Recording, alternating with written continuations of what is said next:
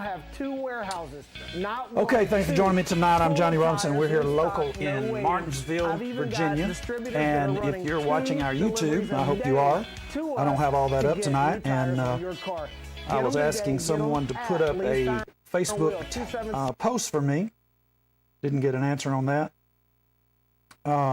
I'm wanting you to know tonight that locally, you have to be from this area. This is a shot. I have no idea exactly where it is. It's on a regional movie that's showing right now about this area. And if you're watching me on YouTube tonight, out of here, somehow or other, you have to process in your mind that this place is very different from hometown America. It's very different from some of your big cities. And when I say very different, I am talking about the media coverage that can happen. When I got here, when I first came here in 97, the whole talk was about this station and the fact that they had been on Maury Povich. I don't even know all the different outlets that came into play. I know the Washington Time or Post. I never can keep up with the difference between them. It's a political thing, but I know they were doing stories on Martinsville, Virginia, sleepy little Martinsville, Virginia, a sex scandal that happened, as I say, before I came here. And one of the parties in the scandal actually had Bill Clinton, the woman who, Paula Jones, who accused Bill Clinton, they had her lawyer. Sleepy little Martinsville. What are we, 15,000 people in the city? So you got a town of 15,000 people, and you've got a participant here in a sex scandal that is able to get Paula Jones' lawyer to come in and represent her. And basically, it went nationwide. So that's this station. Then you move to religious characters. You got a guy out here that claims that the Bible gives him the right to marry as many women as he wants to. He ends up beating the court system, really. What he did is he just said, we're married in church. We don't have to have a license. So they have different outlets again, just like on the other one. They have these nationwide outlets that come in here to see this guy that's acting up like this. This is not snake handling. This is above that. This dude is married to 3 different women, and you go over to his church building and they got an outhouse back there. So it's just classic craziness. And when people watch our show and when they see the things that end up happening, I know that you're trying to figure out what in the world is it that creates all this drama and that we're able to reach into all of this. And I can't answer that. And tonight, that's what I'm talking about. There is a movie that has just come out. It's playing locally here. It is about a local event. And I'm going to let you see some of the trailer, and then we're going to go through and discuss a little bit about it, and then we're going to take a biblical perspective. Okay, here we go. I'm afraid to drive. I'm J.T. Clark. Well, it's good to know you, Mr. Clark. My condolences to you. I feel like at any moment somebody is going to retaliate. You're going to have to develop a personal relationship with our Savior, Jesus Christ. Okay, here is basically what I want the drama, where the drama would begin. Now, you might be wondering, okay, let me see if I can get in the middle of this pickup truck so that I can get the scene in front of you. This gentleman is driving from a football game. He and his son, he's a local pastor. His name is C.J. That's been a long day. C.J. Martin. He's coming home and he ends up getting into an accident with a motorcycle. The motorcycle is being ridden by a man named Bobby and his wife. They are coming from a church service, and somehow or other the accident takes place. I'm not really aware of all the paperwork. I'm just saying the movie is based on that. It's happened right here in Henry County, and this was in 2015. And I don't know how in the world that they worked it out where they actually now have a movie that's played at several different places in the nation. I think Right now, there's like 73 cinemas that have it. And what the movie is about is this man getting forgiveness. Now, I'm very busy with the casino battle, but I'm taking a moment to do some just minutes on this movie because I do not like the way that the movie is being cast. Now you might say, well, what does that mean? This guy is in an accident. He and his son are in an accident in Henry County, 2015, and the other couple is killed. And this movie is all about this man somehow or other needing to be forgiven by the individuals who are family members of the people on the motorcycle. Let's see if we can get a little bit more out of that. Let's back up.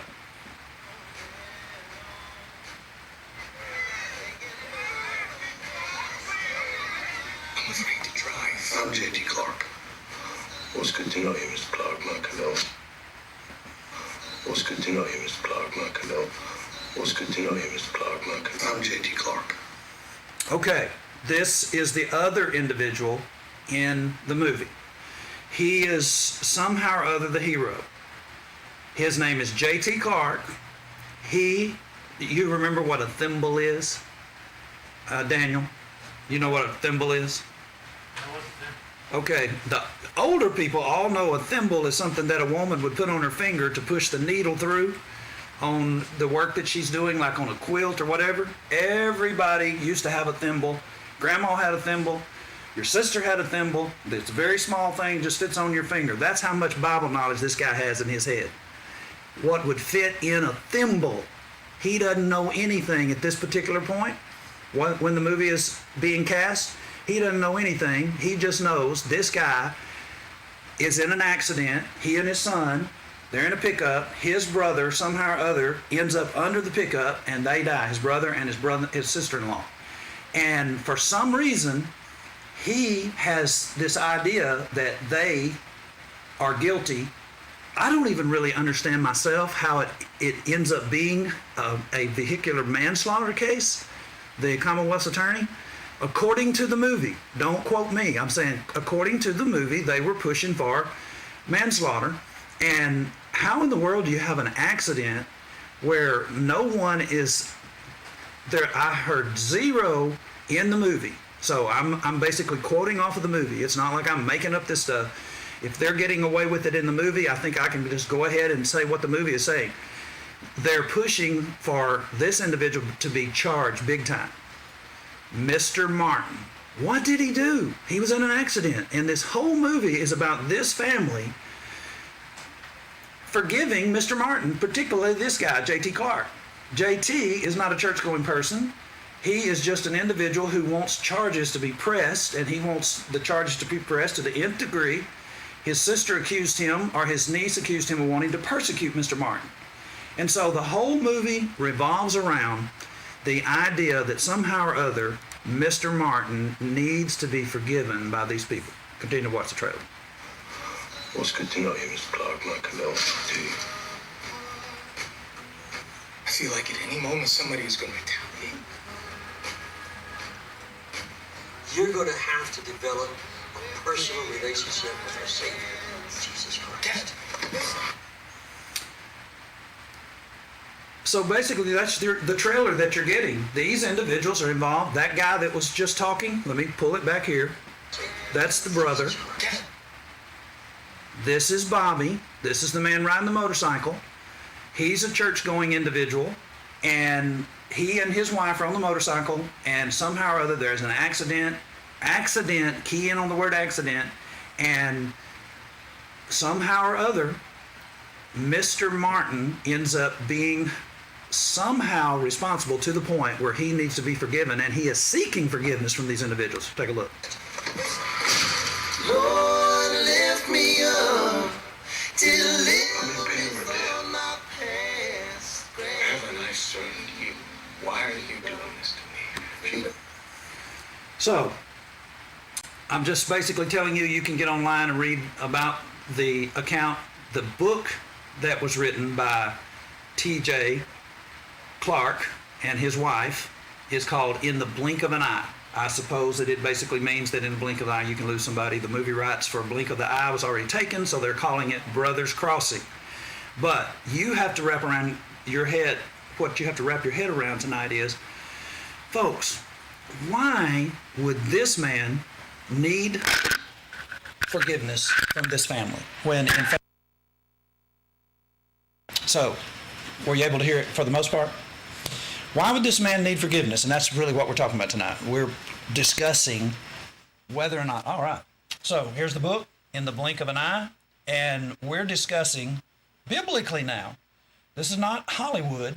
We're at Hollywood Mountain right now, but we're trying to discuss why does C.J. Martin, right? Why does Mr. Martin need their forgiveness? For the life of me, I cannot figure it out. I mean, you're going to see an interview that aired earlier, and let me just see what I did with it.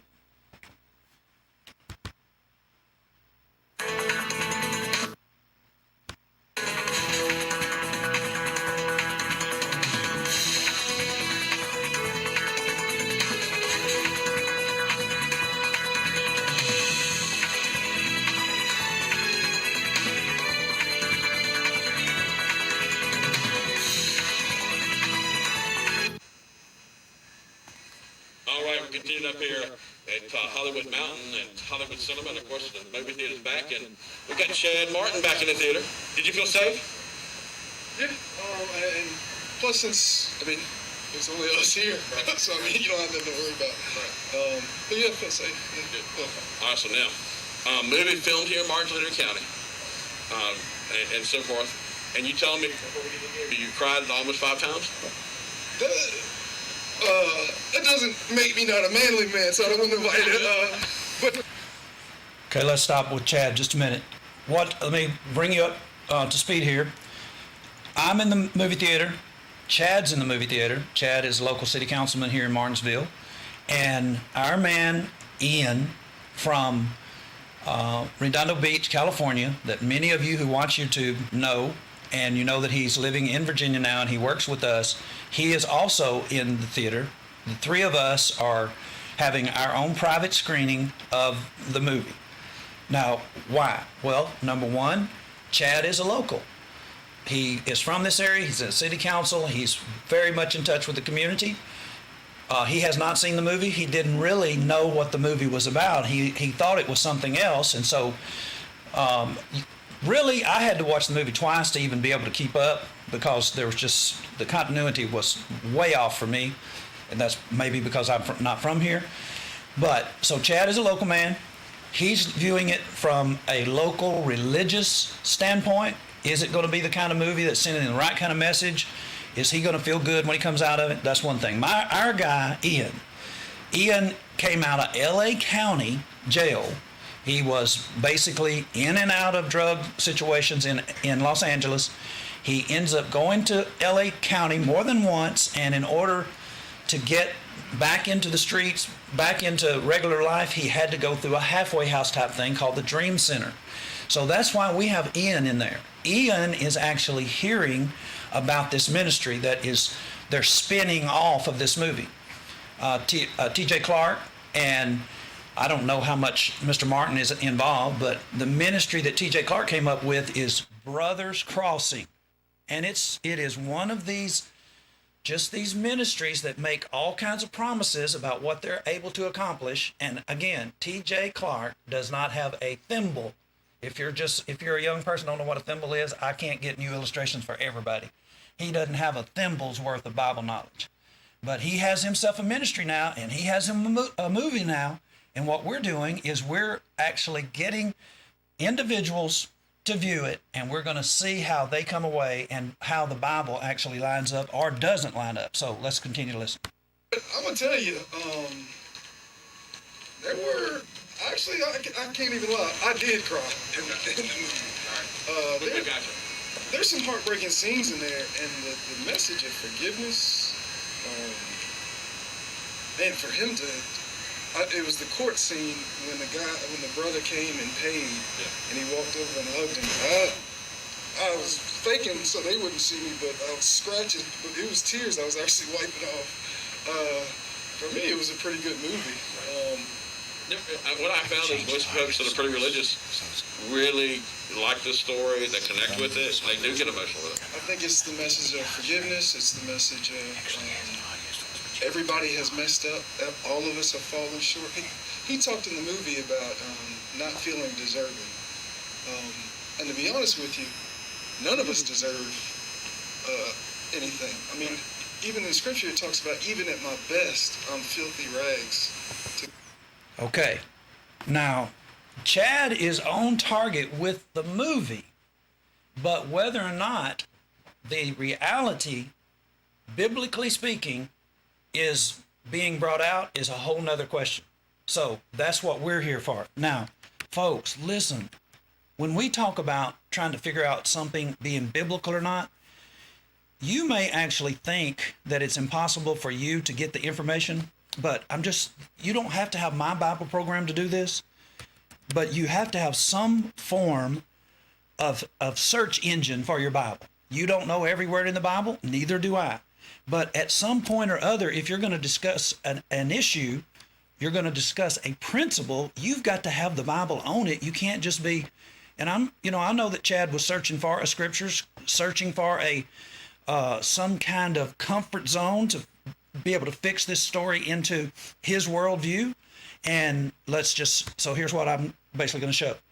The word forgive, let's say that I want to figure out, does C.J. Martin need to be forgiven by the Clark family? Well, the movie says yes. He's searching for forgiveness. Well, there's a difference between somebody having a catastrophe happen, like your vehicle was involved in an accident where someone died. That's catastrophic. You come into grips with that yourself, living through that yourself is one thing. But you owing the person who died any explanation, or like you have to do, this will be a Catholic term, penance. You have to do some kind of, you have to show some kind of remorse, some kind of action. You have to prove to that family that you're worthy of them to forgive you. Who are they? I mean, in a story like this, I can't even figure out why the Commonwealth was bringing charges on him. It doesn't make sense. So here's what we did. We looked up the Bible word, forgiveness. Now, here's what you come up with. You can see this on my screen. There's 21 verses on forgiveness in the New Testament. Now, here's what I can do. You're saying, now, Johnny, I know there are more than 21 verses in the New Testament on the word forgiveness. Well, you're right. So what I have to do, I have to change the search, put an asterisk in. This allows my program to look for any kind of word that involves the word forgiven, forgiveness, forgive.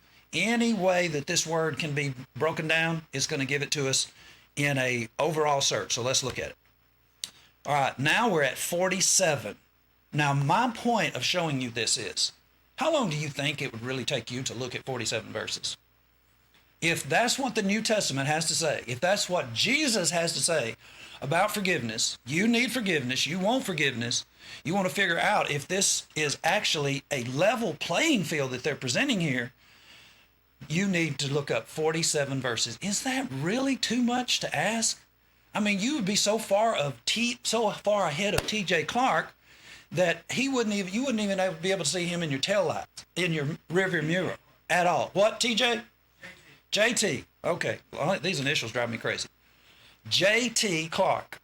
You having looked at 47 verses. Now, is forgiveness, if you're in an accident, do you have to have forgiveness from the family for an accident, a vehicle accident that you were in? Let's just change it around a little bit. I don't know the exact events there, so I don't want to end up giving you a scenario and somebody come back and say, nah, that's not really what happened. Well, from the movie, I've seen it twice today. I don't know if anybody knows what happened from that movie. But I'll say this. Let's just say that Bobby, who is on the motorcycle with his wife, let's say that he pulled out in front of Mr. Martin and his son. And Mr. Martin was doing the speed limit and couldn't get the vehicle slowed down fast enough. And you're on a motorcycle, so you're at a disadvantage already. He hits him, and they both die. Now, you tell me, does he need to go around to their family and get forgiveness for an individual being in a position where his vehicle hits them? Why would he need their forgiveness? What biblical principle? Let's just look at a few. Matthew 6:12, forgive us our debts as we forgive our debtors. Just the idea that he owes them from this verse, not in it. Matthew 6:14, if you forgive men their trespasses, your heavenly Father will also forgive you. What trespass? What is the word trespass? It just basically is the same word as sin. What trespass did Mr. Martin commit against the Clark family? I've seen the movie twice. Excuse me if I'm not an expert on it, but I didn't see a thing that he did to them that was a trespass. It was an accident. Over and over it stated that it was an accident. The big deal was J.T. Clark wanted more from what he was getting than what he was getting. You know, he's watching the media. You got a bunch of people screaming at Mr. Martin at the courthouse. I mean, this thing goes all the way to court, Henry County Court. They're inside the courtroom. People are screaming at him on the way, hollering, guilty, guilty, guilty. I mean, it was a terrible scene. As I saw it, it was a terrible scene. A bunch of white people breathing down on this innocent individual who accidentally ran over a motorcycle. Okay, so the moment that you're waiting for that really gets everybody going is JT, the brother, who wants a pound of flesh because his brother is dead and Mr. Martin's vehicle is responsible. He wants a pound of flesh for that. And he finally changes his mind and decides that he's going to go into the courtroom and pay the fine, and then it's all over. I can't figure out why they didn't all bow down to Mr. Martin and say, we're sorry for putting you through this, even allowing the charge when it was an accident. Now, okay, I could be missing something. I'll grant you that. I haven't seen the police report. They get to make the movie.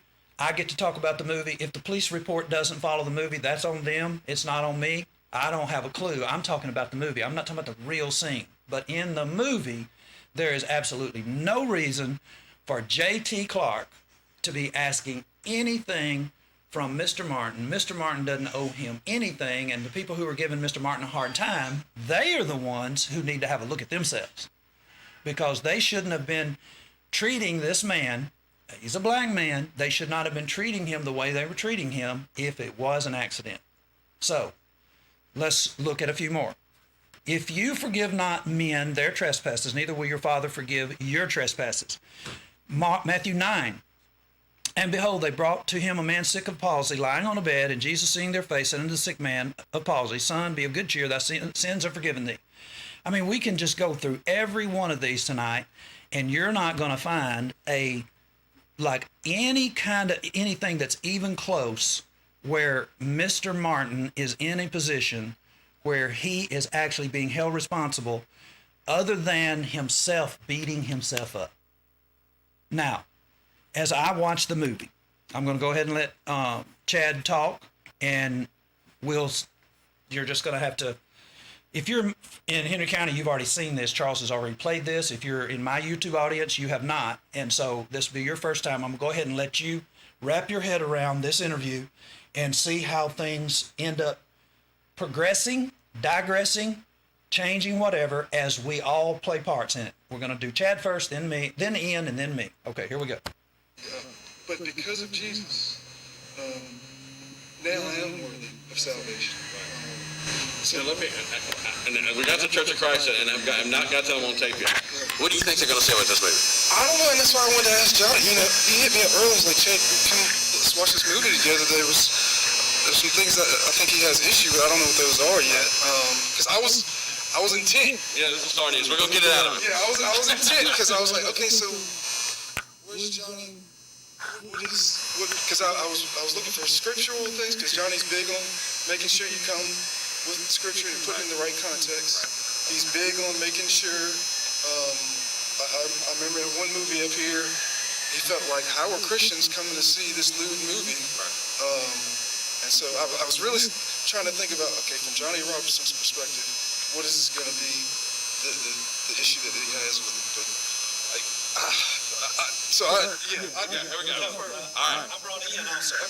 Now, Ian has been in a ministry that Chad has heard of, and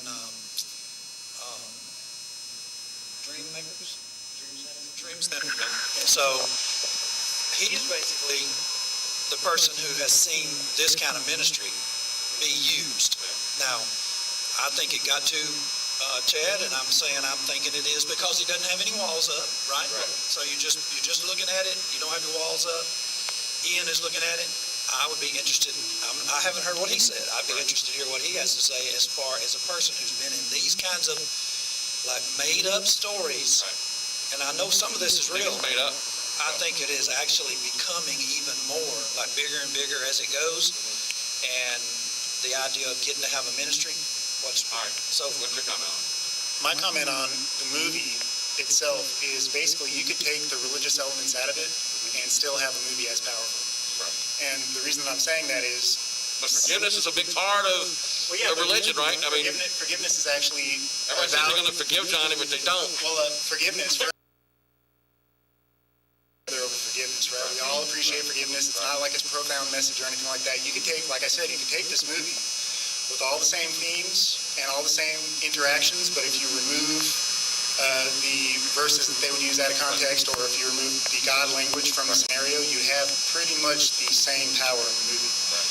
The religious elements that were involved seem to be largely introduced for the purpose of identifying the players as being of God and not really for anything else. It's at the Dream Center. The Dream Center kind of does the same thing the movie does. in L.A. He's talking about being in L.A. Los Angeles. So you think you got kind of shoot into or got pulled into the Dream Center? Well, the reason I went to the Dream Center is because they market themselves as a discipleship program, so I thought I was going to be going there and learning Bible, which is not what happened. Now, what they do is they model themselves after successful secular programs, and then they just add a dash of like loose religious language to the scenario, and that's basically what this movie does. Is they model the movie after feel-good movies that already exist, and then they throw a dash of God in there to attract a certain kind of audience and to give themselves a certain kind I of... saw Chad, he loved it. Yeah, He loved it. he probably would like it as a secular movie. I mean, it did have a good tone, but here's my thing, Charles. At least it didn't have any bad language. Yeah, that's all great. I cannot figure out why anybody needed to forgive the man who ran over the other man. I mean, what in the world? It was like, and I hate to be this way, but it was a bunch of white people actually forgiving a guy that didn't do anything. It was an accident. Everybody agreed it's an accident, but it's like, we forgive you. I don't get that part. I don't understand why he was put through Can you any of understand why that. people might be a little mad at him though? No.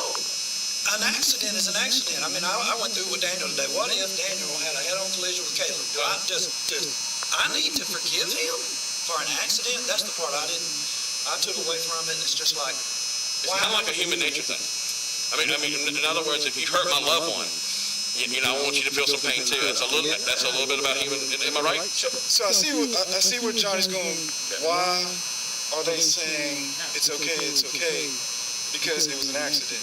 And so really, do you need to say I'm sorry for an accident? and take you to court for vehicular manslaughter? And so, Yeah, the charges are wrong. I thought all of it was just whack.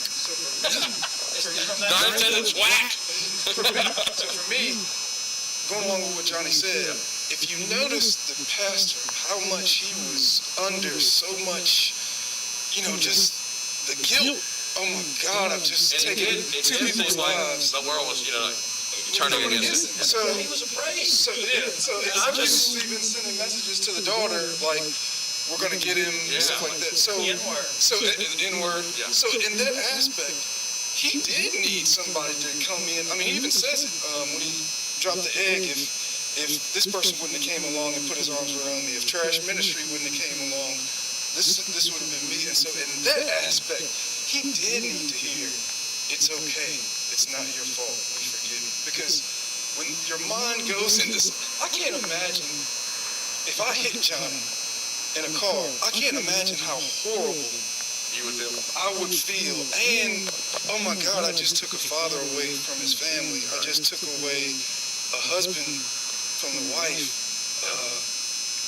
Is Caleb and them gonna come after me?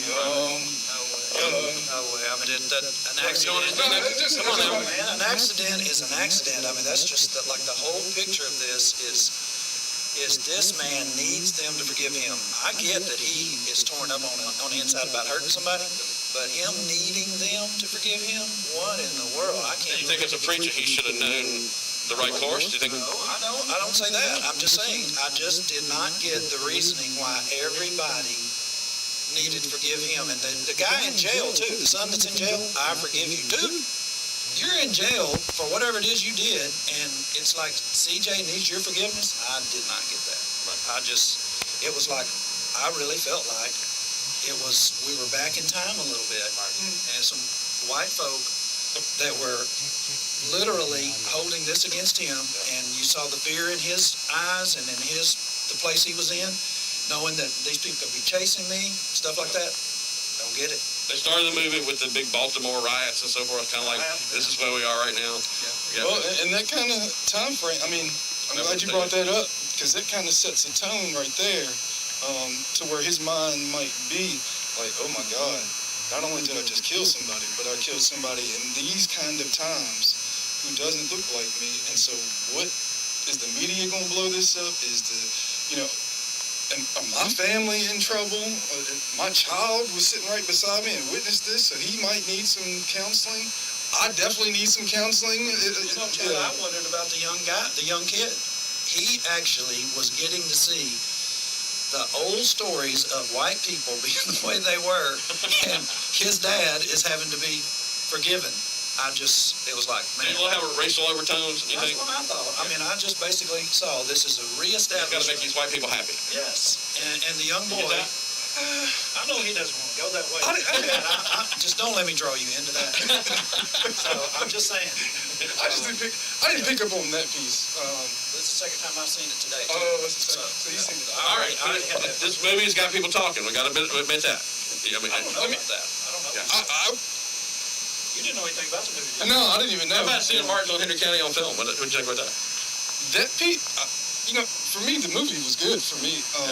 And to know that a movie was shot here, and you have some people from national notoriety that are actually in that movie to highlight Bassett, the story. Yeah. And for me, a little bit, I was trying to think in my mind, philosophically, did love find Martinsville, or did Martinsville find love? Because in that story, it's a message of love, and how many people that it's touching right here. Right. How about that, Johnny? Is that a story of love? I don't know. I'm skeptical when it comes to ministries. The guys are building their ministry. He's making the tour. He's on the world. And that's where Ian would come in, as he has seen the dog and pony shows come through the drink center. Dog and pony show? What do you?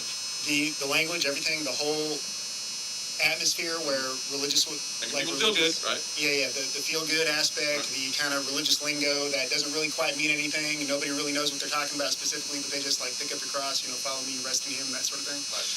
That's all business talk as far as I'm concerned. That's like a theme that you put on something to attract a particular audience that you know is going to eat it up because it confirms stuff that they've said themselves and they want to be taken seriously. So would you recommend people see this movie? Not to pay for it. I certainly wouldn't say that. Oh my goodness. Not to pay for it. No. Don't pay for this. Oh my goodness. You can get this anywhere. I said the same thing. This is a feel-good movie that really come to Jesus, take up your cross. Those are just, they're phrases that don't mean anything. Say, really, how do you take up your cross? Nobody knows. You saw one guy being baptized. Nobody knows any kind of, I'm saying, Charles, that one guy started out, you remember him saying, all y'all's rules and regulations, that's why he didn't want to get involved, that's JT. Right. Well, okay, now JT's involved, and what's his rules and regulations? Right. All right, how's the city councilman? Do you recommend the movie or not? Because it's locally done, it is election time, too. I don't really think about that. God is in control of that. You're a shoe-in, too. I don't know about that one. Somebody might be giving me the shoe. But yeah, I would definitely recommend this movie. The cool thing about this... Thumbs up? 2 thumbs up.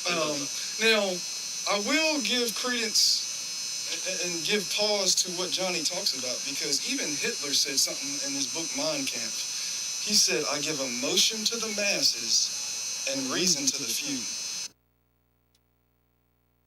good stopping point right there. Even Hitler said, I give emotions to the masses and reason to the few. When you go into a setting like this, that is exactly what they're trying to do, is they're trying to reach an emotional chord. And they're not really, I'm saying, just y'all, seriously, are these pastors really trying to motivate you based on the truth? Do you really know that you're getting the truth, or do you come out and your imagination has just taken a huge leap? You've been able to put yourself into somebody else's life, and it just is a tremendous thing that pictures are able to do, movies are able to do, documentaries, things of that nature. They're able to do that. Pastors do that too. Do you not realize, like if you do watch this movie, or you just think about it for a bit, what do you think the music in this movie is about? Why do you need that music? I mean, you've got nationally known actors in this movie, and you watch movies that have national known big hit movie actors, and why do you need the music? There is something going on when all of this is put together, and it affects you a certain kind of way. Now, the question is, are you being moved by your emotions? I mean, even like Chad is actually saying, even people that are diabolical realize that you work on the emotions of the masses, and the reasoning, you just leave that to a few. There's only going to be a few people who are going to bring their reason into this movie. Isn't that what we do with movies? We sit down to escape reality. We put a movie in, or we go to a movie. You get all these things going, and you're escaping reality. You don't want somebody in there that's saying, now, wait a minute. That's really, at different times, I'm in movies, used to be in movies with my kids, and it'd be a kid movie, and I'm like, wait a minute. I can see a message that's actually threaded all through this. Lion King, for instance. It's like, it's really, there is an entire theme that falls through or goes all the way through that cartoon movie, Lion King. So the circle of life, really? Where did that come from? That certainly is not a biblical principle, but everybody comes out and they're all Hakuna Matata this and circle of life and that jazzy music. That's what happens here. And so I really appreciate Chad for putting his reasoning cap on and saying, now, I wasn't looking for anything like that. We were in a movie to basically, see a hometown regional happening. People would remember it. And now let's strip it down and see what was really going on. Let's listen to a little bit more. And so when Johnny talks about be careful, don't just, there was don't drink the Kool-Aid. There was a duck came to the church to preach to the other ducks about the joys of flying. Everybody started jumping up and down. After church was over, they all walked home. Nobody flew home. Yeah. And so we have to be very careful. I hear this all the time. And I think about Johnny when I hear it. Man, he preached. They preached. What did they preach about? I don't know, but he preached. So it's like, what? And so Johnny's very serious about, if you're going to go to church, and you're going to take the time out of your day to go to church, to go to Bible study, make sure you're getting what you need for your heart, for your salvation, making sure that nobody's just getting money from you and they're not doing anything for you. And we talked before, it's probably about 4 or 5 years ago, and I was like, Johnny, why are you mad? He was like, man, I'm frustrated that some of these churches are getting over on people. And I was like, bruh, we share the same frustration. Not that I hate the concept of church, not that I hate the concept of it, but the issue is, if you go to a church and that church is not serving you, if that church, you can't ask questions during Bible study, that's a very controlling church, and we've got to be careful about churches like that. I mean, you think churches control the women too? Okay, now that brings me to something else that I'm working on, and I want you to be aware of it, that it is actually happening. We were talking there city councilman, and we're talking about being careful that nobody's getting over on you. The churches are getting over on a lot of people. This particular movie, as we have just shown in just a few minutes, that if the facts are as they are stated in the movie, there is nothing that Mr. Martin owed to the Clark family, particularly JT. There is nothing that he needed to do to fix his own conscience. That is Mr. Martin. Mr. Martin was dealing with his own tragedy, difficulty that probably he'll never forget, and his son was with him. And so having an accident where two people are killed is an awful, awful tragedy. But then you add to it that people are wanting to prosecute you, and there are individuals in the other family that are hating on you. They showed texts that were being sent by people in Henry County where they were saying all kinds of racist things to Mr. Martin. Mr. Martin feared to go out, to drive. All of that is in there. And I can't figure out why it is that the camera isn't turned on our society, which continues this kind of rhetoric, and no one says anything about it. It's like Mr. Martin is somehow or other so thankful that he receives forgiveness from somebody that he didn't even do anything to. And you might say, Johnny, you're a cynic. You're always looking for the bad and all this stuff. No, I'm trying to look at the reasoning behind having Mr. Martin play the part that he is being forced to play. And it is basically a story that is old as, the race problem in America. And I know that the movie has, when we're talking about the timing, they had no idea that we were going to be at this juncture in time. And what I mean by that is all the stuff that's going on in our country. They had no idea that this movie was going to play out in the middle of a pandemic where we're having so much societal problems. And I just, I may make everybody mad at me. I don't know, but I'm just saying, biblically speaking, Mr. Martin didn't owe Mr. Clark or Mr. Clark's family anything. And so why do I have the casino up? Y'all, this is the same game playing out again.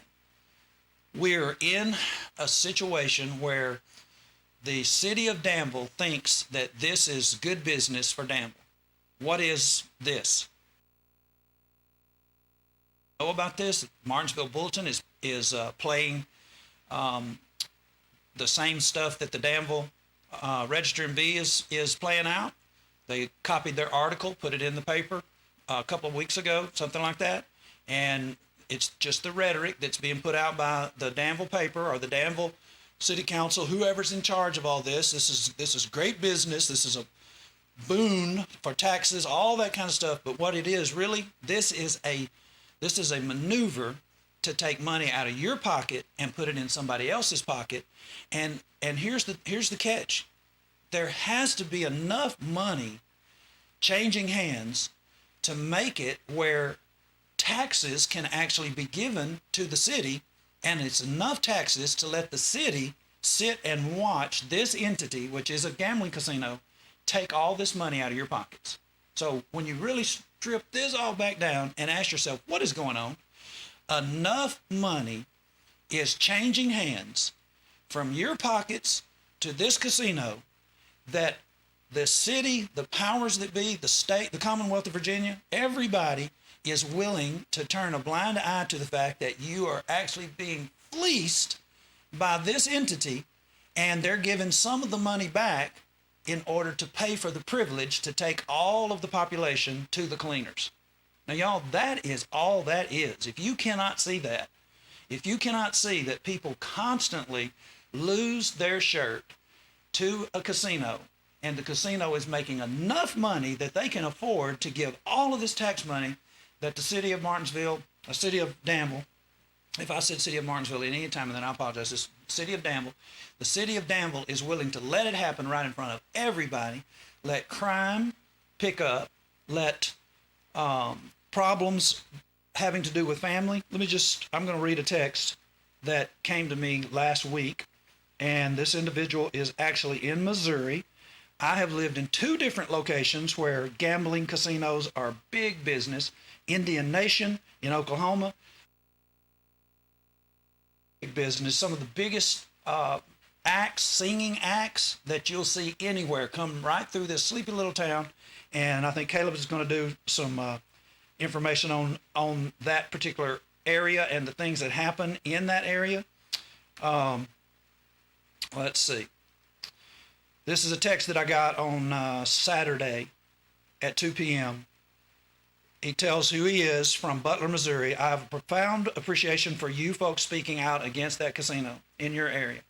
As I told you before, my mother committed suicide because of gambling addiction and debt 9 months ago. It destroys lives and is detrimental to families. I'm heartbroken daily as to this demise and individuals submitting to the temptations of the enemy. I will continue to be broken for my mother for eternity. Now, are you playing that? Well, the reason I'm playing that is because that is reality. What you're seeing here on the screen, that's glitz and glitter. That's not reality. That is basically your emotions being pandered to. Beautiful. This is just such a lovely scene, and everything to do with the gambling casino is just so pure and honest. Those persons who are running the tables, they're upstanding, honest individuals. No, they're professionals is what they are. They're professionals at making the casino rich by taking your money. Well, it's not robbery. Well, it should be. It is a system that is rigged so that they are going to come out on top. Well, how do they do that? How do they get away with it? The rigging has to do with our own inside. You might say, well, they're not responsible for the fact that people are not satisfied with what they have, and they're willing to go and take a chance with some of their money that they have in their pocket. They're going to take a chance that they can land on this, or they can get the right cards and actually get more money in a venture that has nothing to do with work. It's just a game of chance. And guess what? Sometimes you do win, and all of that noise of you winning, it affects that other person at another table, and they're shelling out. It's a game that's being played, and we're the persons who are really responsible for it. I'm saying the inside of us is what they're banking on. That you're wanting something for nothing, that you're willing to go inside and pretend, because they beautify the whole thing. You're willing to go inside. It's like a movie to a certain degree. You're not in reality anymore. You're in a place where they're whining and dining you. I don't know if they're going to have big acts like, I don't even keep up with, I'm not even going to sit here and try to make my brain think of big singing acts. I don't know if they're going to do that kind of thing. I don't know if they have that much clout, but I do know they're going to change the atmosphere to the point where you don't think about paying your bills. You don't think about your family's needs. You don't think about the possibility of you walking out of there with way less money than you walked in there with. And when you do walk out, that's when reality is going to start hitting, and you're going to say, why did I do that? Well, it was fun. Listen, y'all, fun is fun. It doesn't mean in any way that you're benefiting from it, and it doesn't mean you're escaping from anything. And that's what this lady that we were talking about, that her son is in Missouri, she was in there. I don't know what her plan was, but I do know what the reality is. This is not the place to get rich, and it's not the place to have fun. And so tonight, as you tune into us, if you're not from here and you're watching me on YouTube, are you not amazed at the opportunities that we have? I'm saying, what does the Bible say? There are many. This is a bit of a promo, and it's also a bit of a warning for you. If you're a member of the Church of Christ, do you not think it's a bit forward of you to coach us about what we do here, given the media attention that we are given in this area? The amount of people, that's the city council. That's one of the city councilmen at Martinsville. And he's telling people not to dismiss what I actually say about an issue, especially when I'm going to have the Bible to back it up. Now, I was already on the news on, today is what? Today is a Wednesday. Was I on a buzz just the other day? Or last week? Okay, I was on another, this is a daytime news event that is put on by the station every day at 4 to 5. I was on that, having to do with the casino in Danville. Why do they care what I have to say about the casino? Well, right now, folks, I'm talking to members of the Church of Christ. This is the lone voice. The Church of Christ is the lone voice in religion standing up against the casino. Well, how's that playing out? We're having to have representation, legal counsel. Why? Because the folks that are planning to have this casino, they're not playing. They are very intent on having the casino. Well, do they have legal representation? You better believe it. They have, I know who their lawyer is, their lawyers are, and I know that if I make a misstep, like for instance, if I put out banners or put out placards on the side of the road on the right of way, like everybody else is doing up to the election, I'll get myself in trouble because actually, legally, you're not supposed to put anything in the right of way. But guess what? Everybody does it. But let the Church of Christ do it, and guess what's going to happen? We will be selectively enforced. You think that's made up? It's happened ever since we've been here. We have a better, I think we have better city powers in Danville than we used to. We used to get serious selective enforcement when we first came in. But we're being taken serious. We're on the news. 2 weeks ago, I was in Lynchburg at the brother of the president of Liberty University. You may have heard of Jerry Falwell Jr. You may not. This is a regional thing, but they have the largest religious college in the United States, according to them. Jerry Jr. had to resign as president on a Tuesday. I was at his brother's house on Thursday trying to get a statement, not about Jerry, but about the casino. Jonathan Falwell, the preacher's son of Jerry Falwell Sr., the pastor of Thomas Road Baptist Church, 14,000 members. I'm at his house trying to get a statement. What about? Jonathan, if you lived in Danville, would you vote no? Just tell me yes or no. Would you vote no for the casino, or would you vote yes, let it happen? Hey, that is serious. I'm saying if you're basically trying to tell me what to do and how you would do it, I would like to see you even find Jonathan Falwell's house. And you might say, well, Johnny, I'm not from there. Excuse me, I'm not from Lynchburg either. Lynchburg is over an hour from here. It is a tremendous, just the power that the Falwells have in that town. And for us to be maneuvering around and actually talking about national known figures. I don't know if you saw it or not, but in 2016, Jerry Jr. endorsed Donald Trump. They had a crowd of 60,000 people, and this is a big deal. And these little bitty people, we're actually involved in national arena politics. It's very scary. It's very dangerous. It's very intense, and we never get a break. We never get a break. We never get rest. We're trying to help people in this community to actually realize that there is an underlying message in this movie that is detrimental, really, to the healing process that our society needs. I doubt very seriously that anybody involved in this movie is going to come out and say that. They're on a tour right now making money off this movie. And as I said, J.T. Clark and the Trash Ministry, they don't have a thimble full of Bible knowledge. These individuals just spring up ministries everywhere, and if they can get enough of a following, and you might be saying, well, Johnny, what are you doing? I'm not involved in any of that kind of stuff. We're not committed to anybody. We're basically taking hits from every direction. Why? Right here. This is why.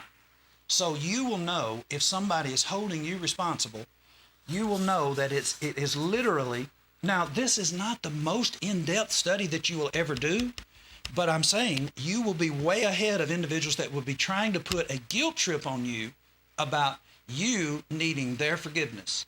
And folks, that's just really the way it goes. If you don't know your Bible, then what you're probably responding to for the most part is an emotional appeal. Individuals putting things together in a package in such a way, as Chad said, a duck came to church and preached to all the other ducks about flying, and they jumped all around in church, and then everybody walked home. Just because you got all excited about being a duck and being told that you can fly doesn't mean that you're going to be able to fly home. That's what we're saying here. It is just that simple. You get inside one of these buildings and you start putting all of the package together, the music, the charisma associated with your pastor, and let's just say, just don't even think that your pastor's going to be the only one talking to you. He's going to bring JT in, or he's going to bring CJ Martin in. That's what they're doing. They're telling their story. That's what this is. And they can make this thing in such a way. Have I seen them tell the story? Yes, it's in the movie. They're going all over the place telling about the need for Mr. Martin to have forgiveness from the Clark family. Baloney. Not even based on one single shred of truth. More like Mr. Martin and his family went through a guilt trip that was put on him by religious people, and he basically got relieved of a guilt that wasn't even there. He was responding to a tremendous pressure from a tragedy that he happened to be involved in. Folks, will people play on your emotions like that? Absolutely. Does God want you to be able to overcome that? Absolutely. How do you do it? Do not respond to their emotional appeals. Look for yourselves. I'm asking you tonight, how hard, and you can do this with your phone, you can ask your phone, how many times is the word forgiveness in the New Testament? And I'm pretty sure that your phone will serve you up. You can ask it different ways. When you're on Google, when you're searching for things that you really want, I know you get creative when you do a search. You're going to find what you want to find. You can do the same thing with biblical searches. Don't go to a website that is put on by some religion. Basically, make your phone show you a Bible program that will allow you to be able to look at information just like we're doing tonight. Better yet, this Bible program is free. Now, I'm actually on a new computer tonight, so I don't have all of my Gmail accounts and my phone numbers, but my Gmail account is so simple, joeblue81@gmail.com. If you want a Bible program, you can have it free from your friends in the Churches of Christ. If you're wanting to see this again, just simply go to YouTube, type in Johnny Robertson. This is archived. You can see the whole thing play out. But what I hope that you'll do is don't let these people get into your emotion. Ask for, what does the Bible say? God bless you. Good night.